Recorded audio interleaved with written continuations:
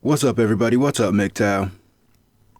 So I guess I'm gonna have to do a video on the Rona, seeing as how it's the topic du jour, and I guess it would be kind of flippant of me to just kind of try to pretend like it didn't happen and it's not happening.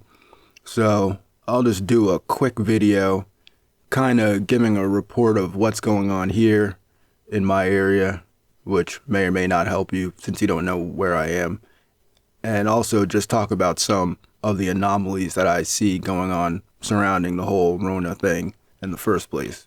So as far as what's going on around where I'm at, I mean, the place is on lockdown until like April 15th or something like that. And it's already been like that for about 2 weeks. But I mean, people are still walking around outside and driving around and stuff. It's definitely lower traffic and a lot of businesses are closed and stuff like that. But we don't have any, military or anything like that. I mean, there's probably some heightened police presence, but I haven't seen any National Guard or military driving around in this area at least. So that's pretty good. I mean, people are pretty calm and relaxed out here. It's not a lot of, rioting or increased theft or violence or anything like that going on. So that's pretty good too. I mean, as far as going to the store, there's definitely a lot of products, that were out of stock. Obviously, toilet paper was completely out of stock. Well, for the most part, I mean, there was still a couple, stacks of the cheaper, rough stuff. I guess people didn't really want to get into that. And, I was able to get some dish detergent. I had to get the expensive brand, though, because all the cheap stuff was out. And then I went back to the store again to pick up some other stuff and just to see, kind of look and see around what had happened. And they're definitely out of like most of the processed food. But I guess since this is like a dairy state, the milk and the eggs and butter and stuff was in stock. But a lot of the other like kind of like imported dairy products, like there was no flan, and a lot of the more kind of like fancy brands of imported stuff definitely wasn't there. And I mean, besides that, I mean, the meat was definitely very low, but they were restocking it every time I went there, and there was definitely meat there. Definitely wasn't full though or anything like that. And I mean, the more expensive stuff was still full when I went there, and there was still a lot of cans of beans and different types of canned food and stuff was still left. So it doesn't seem as bad as in some other places. I mean, I didn't check the pharmacy or anything like that because I heard that there's a lot of pharmaceutical shortages, but I wouldn't know anything about that. So, I mean, that's pretty much it for what's going on around here. I mean, besides there just being like a statewide lockdown, I mean, I'm sure a lot of people lost their jobs and stuff. I'm still working personally, which is good. And I mean, besides that, it seems like everything's pretty calm and, people are outside playing with their kids and stuff like that and just trying to, stay safe or whatever. So it's pretty good.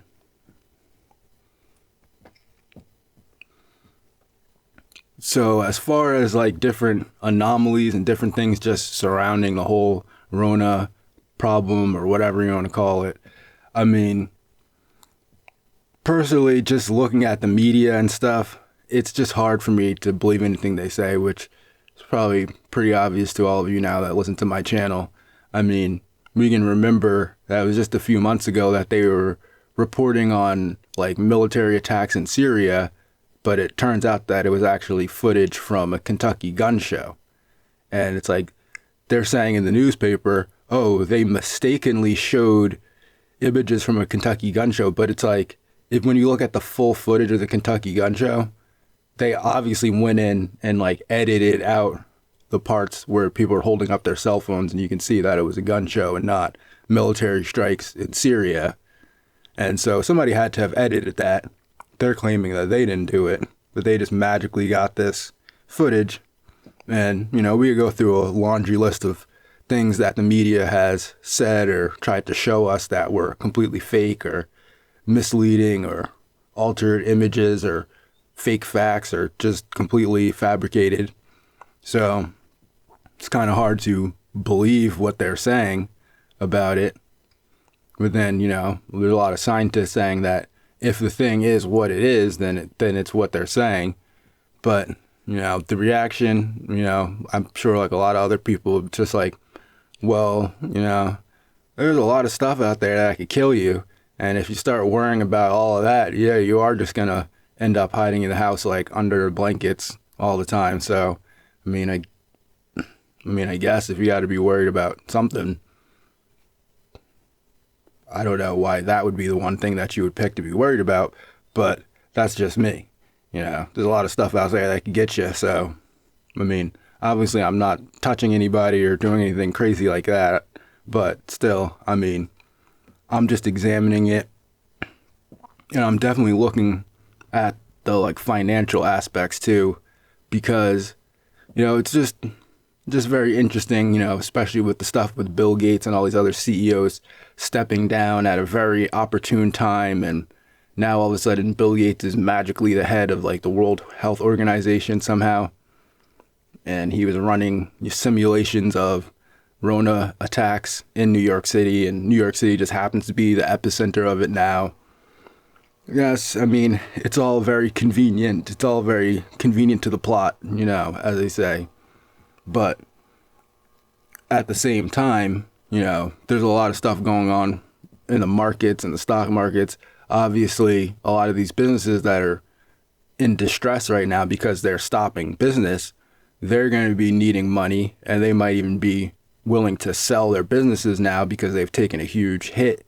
And, these people that are getting the loans directly from the government are going to be able to come in and buy up a lot of businesses and different things, resources, now that people are in financial distress because they stopped business. And then, we can just look at, these concepts of short selling and also pump and dumps, because pump and dumps are pretty easy to do if you have a lot of money. If you have a lot of leverage, you could basically start, a bidding war for stocks. You start buying up the stocks, and then when everybody sees that the stocks are being bought, then they want to get in on it, because that's just how people are. They want to buy a stock when it's going up, and then everybody starts a feeding frenzy. Everybody's buying the stocks going up and up and up, and you're the one that started the pump. So that the stock is overvalued and people are just buying it because of the psychological trigger that you've caused. And then you start dumping the stock off to the people that are buying the stock from the it going up in price because you triggered it. Then you're selling off the stocks.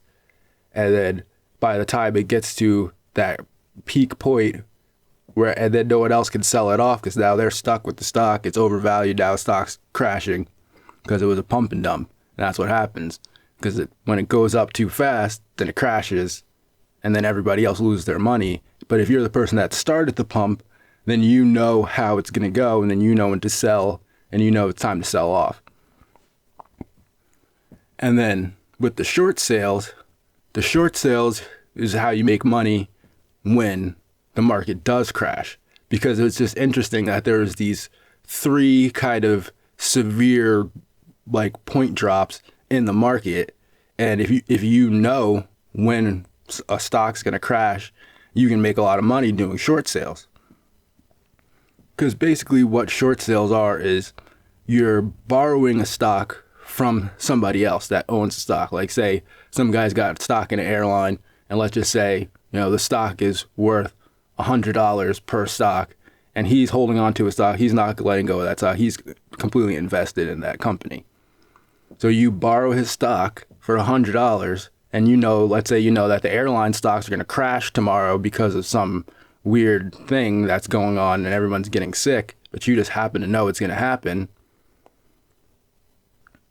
Then when the stocks crash, so then you take the stock that you borrowed from somebody, and then you sell that stock to somebody else at the same price. So you borrowed the stock when it was valued at $100. You sell it for $100. Then when you know that it's going to crash, it crashes. And let's say it goes down to $25 for the stock. Then you buy the stock back at $25, keep the $75, and then give the stock back to the person that you bought the stock from. So if you know when the stock's going to crash, you could short sell the hell out of any stock, as long as you can borrow the stock or get leverage. Basically means borrow the money from a bank. So you can see how this combination of allowing these people to just borrow an infinite amount of money, create inflation, cause the prices of everything to drop, allow the stock market to drop like this, and then they're making money because they're borrowing the money from the government. So they don't have any risk. Where it's like, you can't do that. You can't borrow, because you don't know when the stock's going to crash. So you could buy a stock or borrow a stock from somebody and sell it to somebody, and then the price will go up, and then you know what I mean? And then you can't buy the stock back from them. So it's like, you could only really do a short sale when you know that the stock is overvalued, or for some other reason that stock is going to crash soon. Because otherwise it's pointless. Otherwise you might as well just buy, if you know the stock's valued correctly, it's going to go up, you might as well just buy the stock.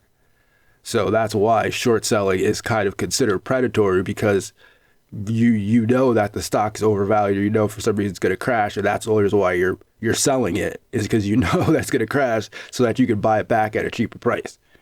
And so you can see how that kind of applies in a overarching way to this situation with the way that the economy has been going. It's been a huge pump. It's been a huge pump. You know, Trump's been pumping the stock market, and the plunge protection team or whoever, they've been pumping the stock market. It's been going up and up and up and up and up the whole time. And now it's just this huge dump. And anyone who knew, kind of like someone like Bill Gates, who kind of knew that there's going to be something happening, you can know when to dump off your stocks and make money while other people are stuck holding the bag, basically. And it's the same thing with the short sales. So you can just see how that could apply. I'm not saying it does apply in this situation, but you can see how that could apply and how people could make money, even though the market's crashing, and it's counterintuitive. You think, well, people would want the market to go up, but actually no, because when you're the one borrowing the money from the government, then if everything crashes, then you can buy everything with the money that they're printing for less than it's actually worth, because not only are you causing inflation, but everybody's financially being handicapped by not being able to produce anything for a month. So, you know, and of course people lose faith. That's why people want to pull their money out of the bank and buy gold and pull their money and sell all their stocks. And that's why they had to shut down the stock market, because people just lose faith. And a lot of it is psychological when it comes to the markets and how people react to the markets and stuff like that. So, I mean, just some other kind of like funny things about the whole situation, I guess, is the fact that, like, you know, Mexico wants to close the borders to the United States. I think that's hilarious. And like how Brazilian drug dealers are afraid of the Rona, and they want to, you know, enforce the curfew and make sure that everyone's inside. I think that's hilarious. And I mean, there's a lot of good toilet paper memes going around these days, which is, it's always funny. But I mean, besides that, really, I mean, you can see that, I mean, I would like to believe that things are going to go back to normal after they just say, oh, okay, you can go back to work now. But it's just really hard to believe. Like, I watched a couple of Trump's like little speeches about the whole thing, and he just seems so confident that it's going to just go back to normal. And I'm just like, are you living in the same planet that everyone else is? Because I don't see that happening. Normal is already gone. Like, you fire a bunch of people, you know, take everything away from people and all this other stuff, lock people in their houses, and then you're telling them, oh yeah, well, as soon as we lift this ban, everything's just going to go, but no, it's not. So, I mean, it would be cool if it does. I hope it does, but I mean, it just seems like a little bit of wishful thinking at this point. But anyway, I'm not going to let this go on too long. It's probably already been pretty long. So, yeah, that's all. I just wanted to get this out of the way. I got some other MGTOW topics coming up soon, but I just wanted to, you know, make this video so people didn't think didn't know about it or something like that. So, yeah, that's about it. Have a good day and go MGTOW.